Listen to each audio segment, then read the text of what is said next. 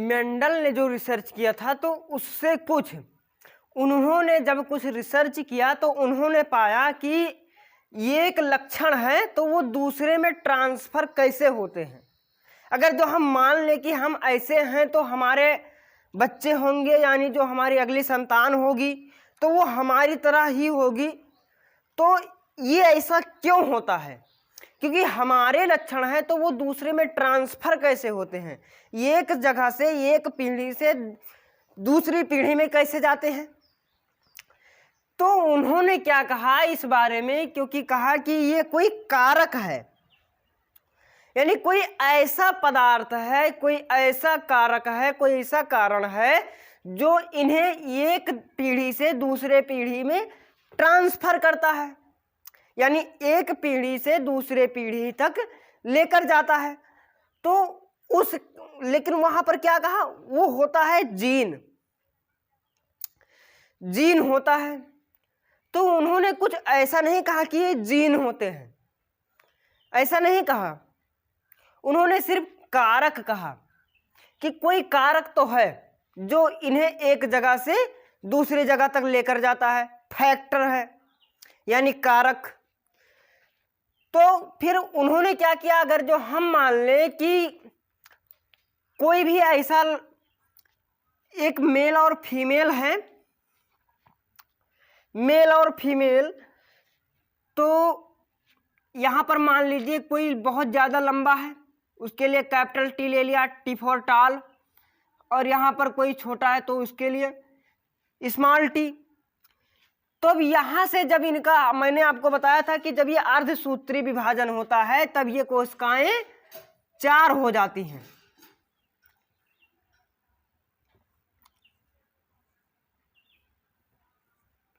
चार हो जाती है। तब यहाँ पर हम ऐसे मान लेते हैं कि यहाँ पर ये टी था, ये टी हो गया, ये टी, और फिर ये टी,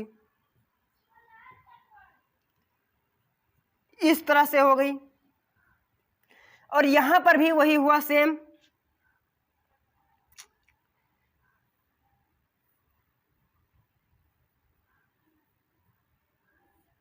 ये 4 हो गई,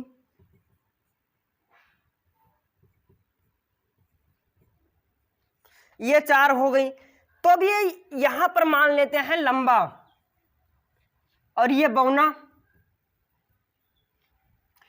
तो अब अगर जो हम मान लें कि कोई लंबा है, मेल और फीमेल में एक लंबा है, यानी एक ज्यादा लंबा है और एक बौना है, तो उनके मिलने से जो उनकी अगली पीढ़ी बनेगी, उनके अगले संतान बनेंगे, तो कैसे बनेंगे? तो हमें क्या होता है कि हमें कुछ ना कुछ तो होता ही है। तो अब अगर जो हम मान लें कि यहाँ पर ये इससे मिल गया, ये क्या है, ये गुणसूत्र ही होते हैं, तो इनमें अर्धसूत्री विभाजन हुआ, ये बना, ये बना, फिर ये बना। तो अब इनमें क्या निकला निष्कर्ष कि यहाँ पर सबके सब T, capital T small T, capital T small T, ये निकले। तो इनमें क्या हुआ, इनमें की सभी के सभी लंबे हुए, यानी लंबे हुए। तो ये लंबे क्यों हुए? ये बौने भी तो हो सकते थे। अब यहीं पर बात आती है कि इनमें जो लक्षण होते हैं, यानी बौना लंबा वाला लक्षण आया, तो ये लक्षण क्यों आया, कैसे आया? तो इनके लिए एक इसके कारक क्या होते हैं? तो उन्होंने क्या कहा कि इसके कोई कारक होते हैं जो इन्हें लेकर जाते हैं। तो उस कारक को उन्होंने क्या कहा, जीन। पहले तो उन्होंने ये नहीं कहा था कि ये जीन ही है जो एक पीढ़ी से दूसरी पीढ़ी में लेकर जाते हैं। तो पहले तो उन्होंने जीन का नाम नहीं लिया, लेकिन फिर उसके बाद में और ज्यादा रिसर्च करने के बाद में तब फिर उन्होंने जीन का नाम दिया। जीन या एलील, एलील या एलीलोमार्क, तो ये होते हैं जीन। और जीन किस में होता है? वो हमेशा एक जोड़े में होता है, जिस तरह ये है। अगर जो जीन सिंगल की बात करें तो वो सिर्फ कैपिटल टी होगा, लेकिन अगर जो जोड़े में बात कर ले तो 2 होगा।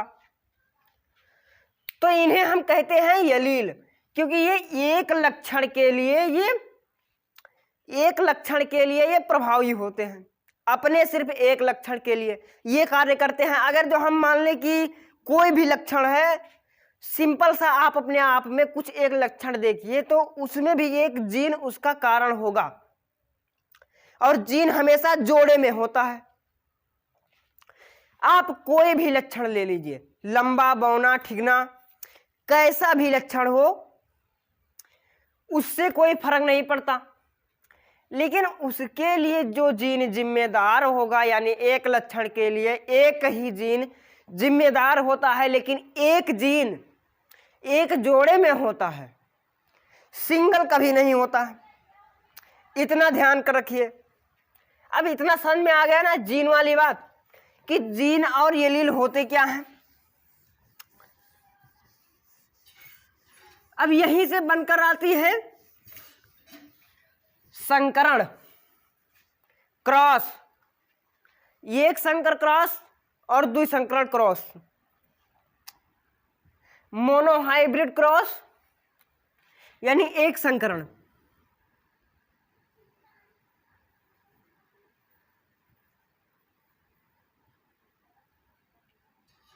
मोनोहाइब्रिड क्रॉस,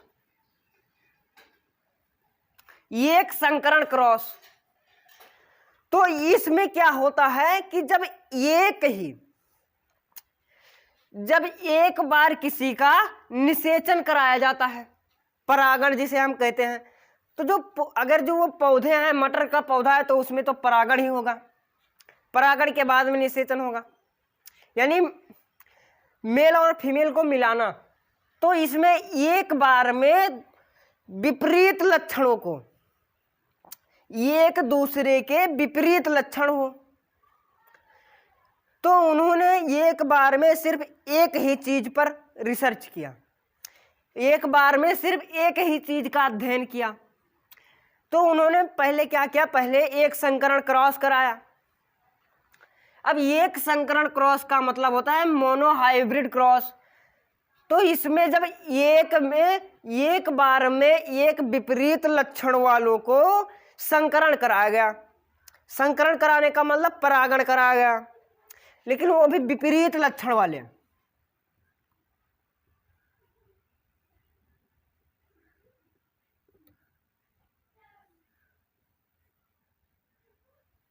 विपरीत लक्षण वाले को, तो ये हो गया मोनोहाइब्रिड क्रॉस। तो जब एक बार में एक विपरीत लक्षण को एक दूसरे से परागित किया गया, तो उनसे जो उनकी अगली पीढ़ी बनी, तो ये कहलाएगा एक संकर क्रॉस, एक संकरण क्रॉस। यहां पर मैं लिख दे रहा हूं एक संकरण क्रॉस।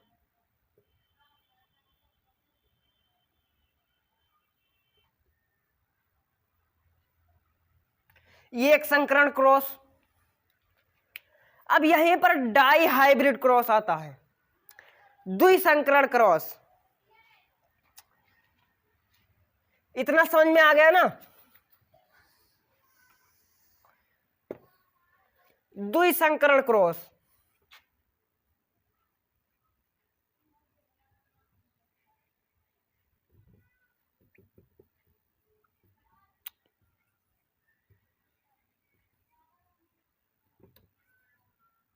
डाई हाइब्रिड क्रॉस,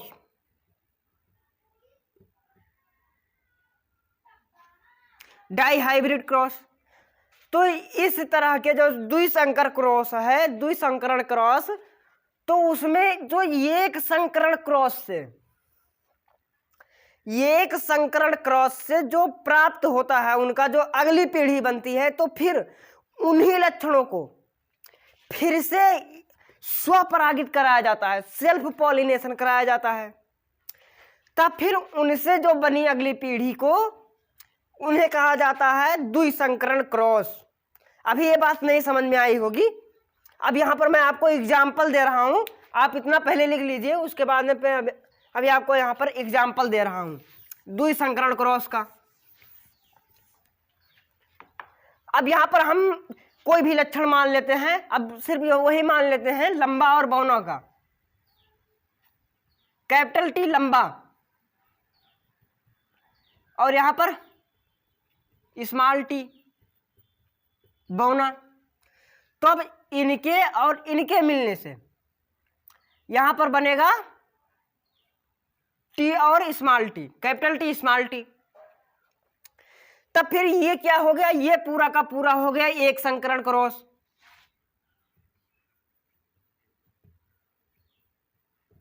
ये एक संकरण क्रॉस, मोनोहाइब्रिड क्रॉस। लेकिन अगर जो हम फिर इसी को यानी इसका कैसा होगा, अब यहां पर जो इस तरह से पाए गए तो इन्हें ही अब इसी में हम दो लक्षण ले लेते हैं, एक इसी तरह यहां पर एक ही है और एक दूसरा यहां पर ले लेते हैं कैपिटल टी स्मॉल टी। तो अब यहां पर क्या होगा, यहां पर भी आपको वही मिलेगा, अर्धसूत्री विभाजन के द्वारा 4 सेल्स बनेंगी। तो यहां पर ये जो ये कैपिटल टी से मिलेगा, तब क्या बनाएगा कैपिटल टी। अब फिर यही कैपिटल टी स्मॉल टी से मिलेगा, तब यहां पर बनाएगा कैपिटल टी और स्मॉल टी। अब यहां पर अब यह स्मॉल टी इस कैपिटल टी से मिलेगा, तब फिर क्या बनाएगा स्मॉल टी और कैपिटल टी। अब फिर लेकिन फिर यही स्मॉल टी से मिलेगा, स्मॉल टी से मिलेगा, तब ये यहां पर बनाएगा स्मॉल टी और स्मॉल टी। तब इस तरह से जो लक्षण होंगे यानी जो इनकी अगली पीढ़ी होंगी, ये कितनी पीढ़ियां हो गई, पहली पीढ़ी तो यहां पर थी ही, तो उनमें संकरण क्रॉस किया गया तो ये बन गई, इसे हम मान लेते हैं F1 यानी पहली पीढ़ी इन दोनों से। और फिर जब इनमें ही कराया गया तब ये बन गई F2 पीढ़ी, दूसरी पीढ़ी। अब यहां पर अगर जो हम शुरू से बात करें तो यहां पर ये 3 पीढ़ियां हो गई। अब जैसे हम मान लेते हैं कि हम हैं, हम हो गए सिर्फ एक पीढ़ी, हमारी फिर अगली संतान दूसरी पीढ़ी, फिर उनकी संतान हो गई तीसरी पीढ़ी, ये पूरा का पूरा। तो इस तरह से क्या हो गया, ये हो गया द्विसंकरण क्रॉस। द्विसंकरण क्रॉस ये होता है, वो मैं आपको अगले बार बताऊंगा, यानी आगे बताऊंगा कि उनके कुछ नियम भी निकले थे। तो फिलहाल अभी आपको यहां पर ये समझ लीजिए। अब यहां पर फिर बात आती है जीनोटाइप और फिनोटाइप की। फिनोटाइप या जीनोटाइप, जिन बच्चों को समझ में ना आया हो कमेंट कर दें, और जो नए हो चैनल को सब्सक्राइब भी कर दें और वीडियो को लाइक कर दें, ताकि हमारी जो न्यू अपडेट्स हैं वो आप तक पहुंचती रहें। अब यहां पर बात करते हैं जीनोटाइप और फिनोटाइप की।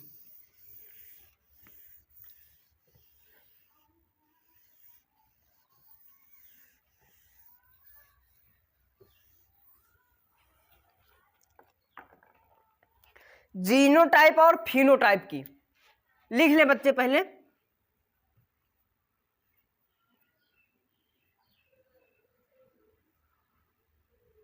जीनोटाइप और फिनोटाइप,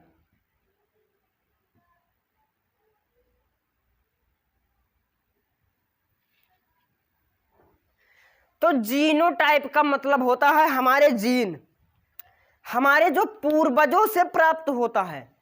अब पूर्वजों का मतलब मैं आपको कई बार बता चुका हूं कि हमारे जो आनुवांशिक लक्षण होते हैं, जेनेटिकल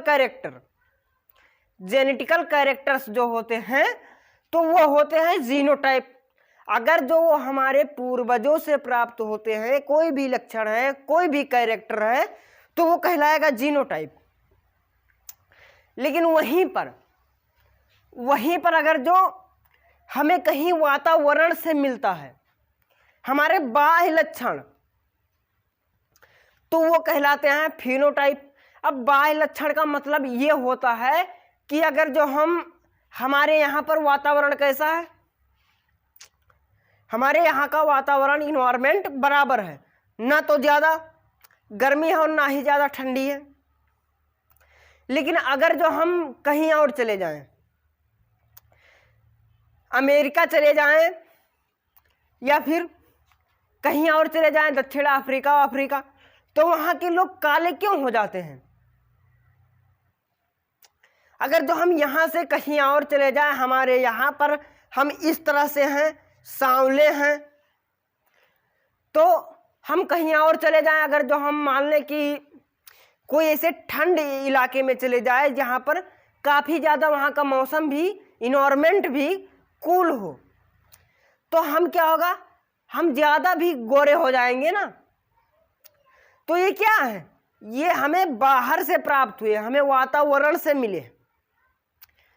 तो ये हो गया फिनोटाइप, बाह्य लक्षण।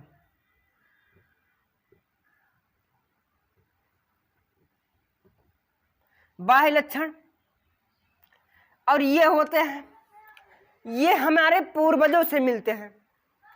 अगर जो हम अपने पूर्वजों की बात कर ले कि हमारे पूर्वज कैसे थे, उनमें क्या क्या थे, तो उनमें हमसे क्या क्या आया है, उनसे हमें क्या प्राप्त हुआ है, तो ये पूरा का पूरा कहलाएगा जीनोटाइप।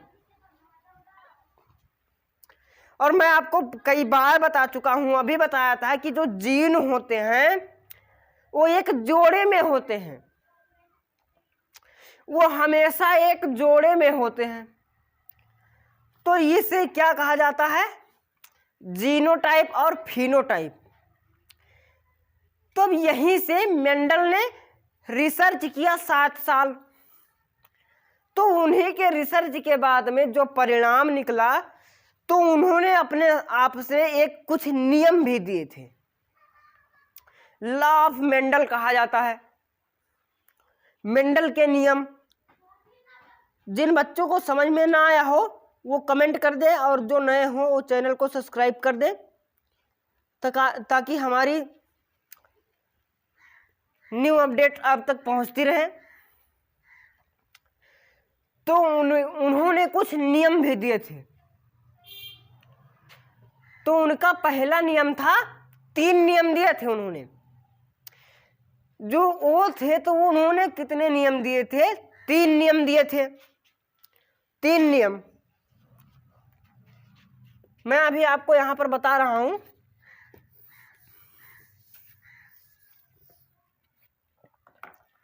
तीन नियम। पहला है प्रभाविता का नियम।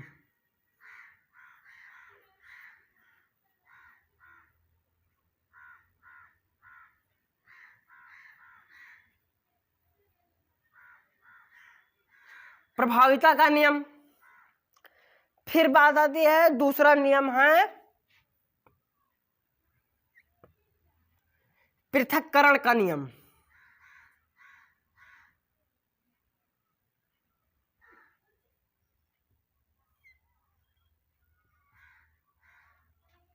पृथक्करण का नियम, लॉ ऑफ प्योरिटी।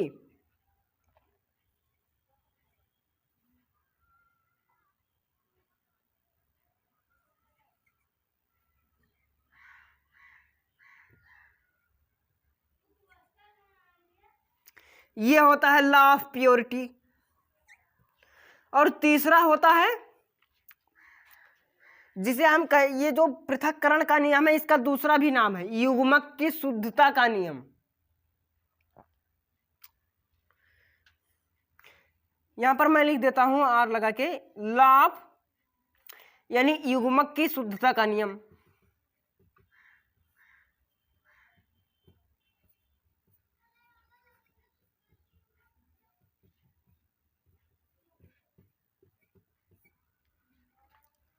और फिर तीसरा नियम निकल कर आता है, यहां पर आपको मिलेगा अपविभवन का नियम।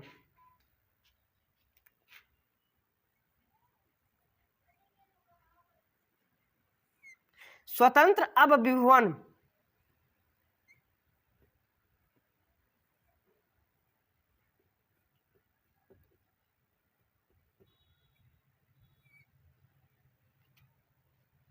ये हो गए इनके 3 नियम। पहला नियम क्या है? प्रभाविता का नियम। प्रभाविता का नियम हो गया। स्वतंत्र अपविभवन को भी कुछ कहा जाता है कि लॉ ऑफ इंडिपेंडेंट असॉर्टमेंट। इसे हम कहते हैं law of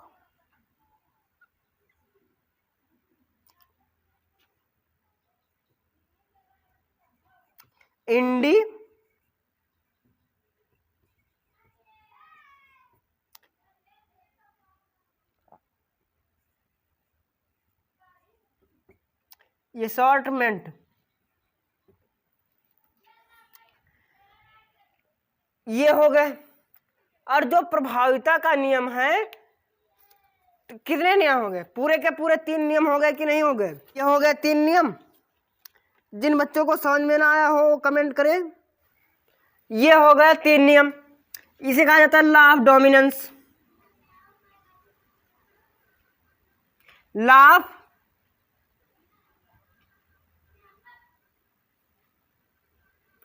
of dominance.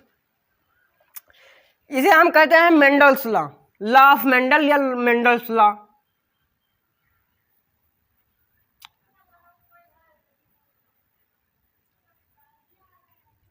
Law of Mendel, Mendel के नियम।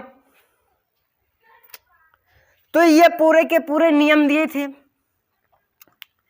इस नियम के बारे में आपको अच्छी तरीके से अगली वीडियो में बताऊंगा, लेकिन फिलहाल आपको यहाँ पर मैं कुछ समझा दे रहा हूँ उनके नियम के अनुसार। तो इन्होंने क्या किया था? इन्होंने कितने साल रिसर्च किया था? 7 साल अध्ययन किया था। तो उसी 7 साल के अध्ययन के बाद में इनको ये मिला था परिणाम, इनका रिजल्ट ये आया था। इसी रिजल्ट को लेकर वो गए थे। जो बच्चे नए हो चैनल को सब्सक्राइब कर दे और वीडियो को लाइक कर दे। तो ये नियम निकले थे, तो इन्हीं को लेकर वो वहां पर गए थे। जिस तरह क्या होता है कि कभी सम्मेलन होता है और बहुत सारे सम्मेलन होते हैं, यानी बहुत सारे कुछ वहां पर अपने अपने साल भर की, यानी जितने आपने साल भर में क्या किया है उसको आप दिखाइए, उसका प्रदर्शन कीजिए। तो उसी प्रदर्शन में ये गए थे। तो वहां पर इन तीनों नियमों को दिया। तो वहां के जितने भी बायोलॉजिकल साइंटिस्ट थे, तो उन्होंने इस नियम को नहीं माना। इसलिए नहीं माना क्योंकि जो मेंडल थे, ग्रेगर जॉन मेंडल थे, तो वो मैथ से पढ़े थे।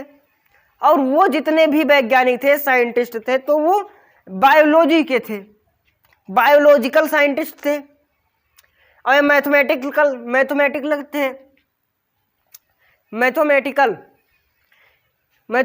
से बने थे। तो इसलिए इनके लॉ को नहीं माना गया। लेकिन फिर सन 1900 में इनकी लॉ की फिर से खोज हुई। और ये भाई मेंडल तो 1886 में चल बसे थे। तो फिर इनके नियम को दोबारा खोजा गया, जिसे कहा जाता है नो मेंडल। तो उन्होंने उस लॉ को फिर से खोजा, लेकिन अपने नाम पर क्यों नहीं रखा? क्योंकि इन्होंने पहले ही इसको खोज लिया था, इसलिए उन्हें नो मेंडल कहा जाता है और इन्हें मेंडल कहा जाता है। वो थे नो मेंडल वैज्ञानिक, यानी नए मेंडल के वैज्ञानिक। तो इसलिए उन्होंने पूरा क्रेडिट इन्हें को ही दे दिया, यानी इनको ही पूरा क्रेडिट दे दिया। तो इसलिए ये नियम उन्हीं को दिया जाता है। इसीलिए इस नियम को मेंडल्स लॉ कहा जाता है। जिन बच्चों को समझ में ना आया वो कमेंट कर दें, और जो नए हो चैनल को सब्सक्राइब कर दें। आपको मैं अगली वीडियो में इसके बारे में अच्छे से बताऊंगा, मेंडल्स लॉ के बारे में। ये बच्चे लिख भी लें। जय हिंद।